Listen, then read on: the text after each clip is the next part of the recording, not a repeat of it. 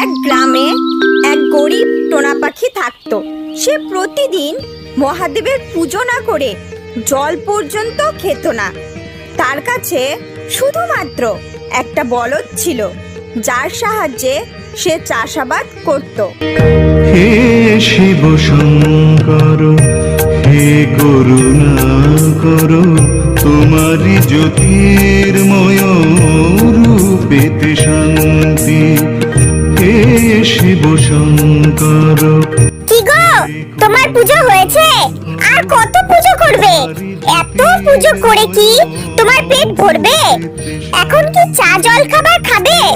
রোজ সকালে উঠে একই মন্ত্র পাঠ করতে থাকো, সারা জীবন এটাই করতে থাকলে।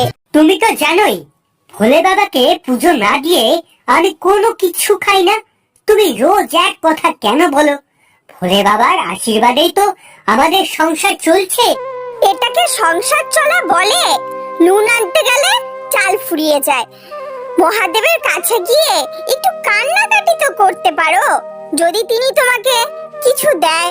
অবশ্যই দেবে, ভোলে বাবা একদিন আমাকে অবশ্যই দেবে। যেদিন তুমি চাইবে ততদিনে আমি স্বর্গে পৌঁছে যাব। আমি চলি। স্বর্গে যাচ্ছ? স্বর্গে কেন, আমি চা খেতে যাচ্ছি। আমি বারবার চা গরম করে দিতে পারবো না, চুপচাপ এসে চা খেয়ে যাও। শুনছিস, আজকে কিন্তু সব কাজ করতে হবে, নয়তো আমার বউ আমাকে ছাড়বে না, বুঝলি? টোনা তার বলদটিকে নিয়ে জমির দিকে যাচ্ছিল। এমন সময় একটি সাপ এসে বলদটিকে কামড়ে দেয়। তখন বলদটি মাটিতে পড়ে যায়। এটা দেখে, কি হয়েছে তোর? আরে বল, কি হয়েছে তোর? হে বাবা ভোলানাথ, এ কি হলো? তোমারই বাহন তোমারই সাপের কামড়ে মারা গেল। হায় বাবা ভোলানাথ, এ কি রকম পরীক্ষা নিচ্ছ আমার? একে তো আমার ঘরে এত ঝগড়টে বউ, এখন আমি আমার সংসার কিভাবে চালাবো?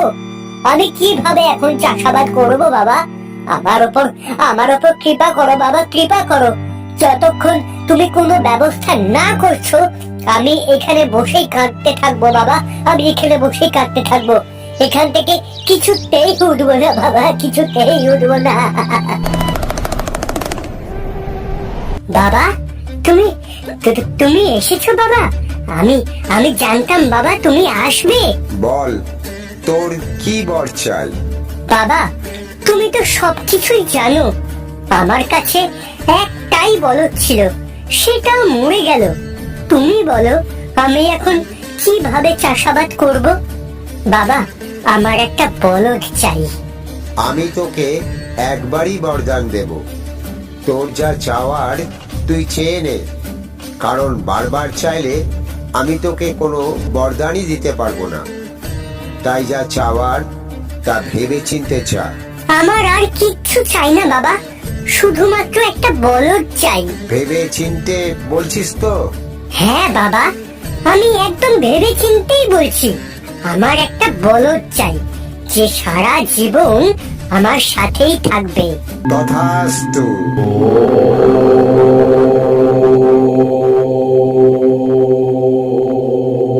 কি গো গিন্নি, কোথায় গেলে? শুনতে পাচ্ছ? হ্যাঁ, এই তো এখনো বেঁচে আছি। বলো, সকাল থেকে তুমি কোথায় ছিলে? দুপুরে খেতেও আসলে না। কি আর বলবো তোমাকে, অনেক বড় কাণ্ড হয়ে গেছে।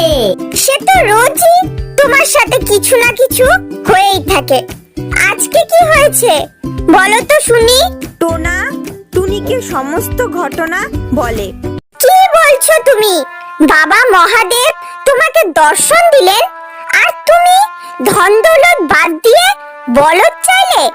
এটা কি করলে তুমি? যা আমি চেয়েছি সেটাই পেয়েছি।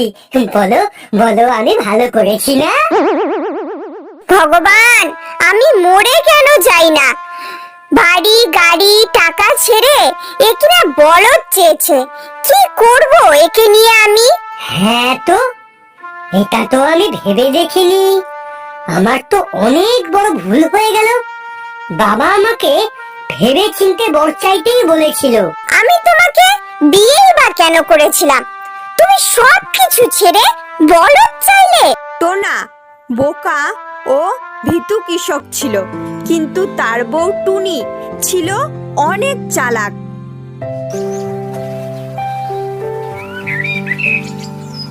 একদিন তার বউ তাকে জিজ্ঞাসা করলো, আচ্ছা বলো তো, মহাদেব তোমাকে কি বরদান দিয়েছিলেন?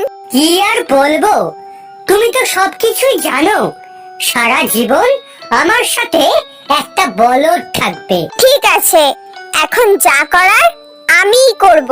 বউ, তুমি কি করবে? তোমার দ্বারা তো কিচ্ছু হলো না, দেখি এখন আমি কিছু করতে পারি কিনা। এখন আমাকেও বলো না, যদি আমি কিছু করতে পারি। তোমাকে কিছু করতে হবে না, তুমি শুয়ে থাকো। তখন টুনি বলদটিকে নিয়ে বাজারে চলে যায় আর ওই বলদটিকে 10,000 টাকায় বিক্রি করে আসে। গিন্নি, ও গিন্নি, আরে কোথায় গেলে তুমি? গিন্নি, ও গিন্নি। কি হয়েছে, এত চিল্লাচ্ছ কেন? কি গো, কোথায় গিয়েছিলে তুমি? আর আমাদের বলদটাই বা কোথায়? এই নাও 10,000 টাকা। আরে গিন্নি, এত টাকা তুমি কোথায় পেলে? আমি বলদটা বিক্রি করে দিয়েছি। একটাই মাত্র বলদ ছিল, সেটা দিয়েই চাষাবাদ করে আমাদের সংসার চলতো।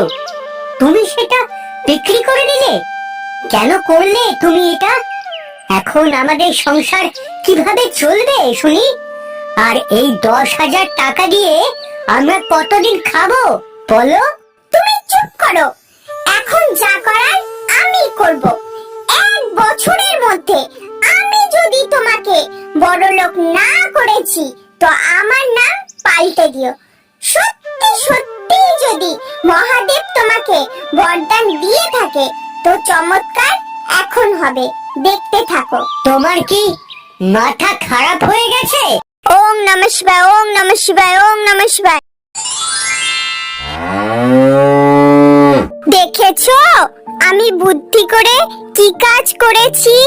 জয় বাবা ভোলেনাথ, জয় বাবা ভোলেনাথ। তখন টোনার মনে পড়ে মহাদেব তাকে বরদান দিয়েছিলেন যে সারা জীবন তার কাছে একটা বলদ থাকবেই। তারপর থেকে টোনা রোজ একটা করে বলদ বিক্রি করতে থাকে আর এভাবেই সে অনেক বড়লোক হয়ে যায়।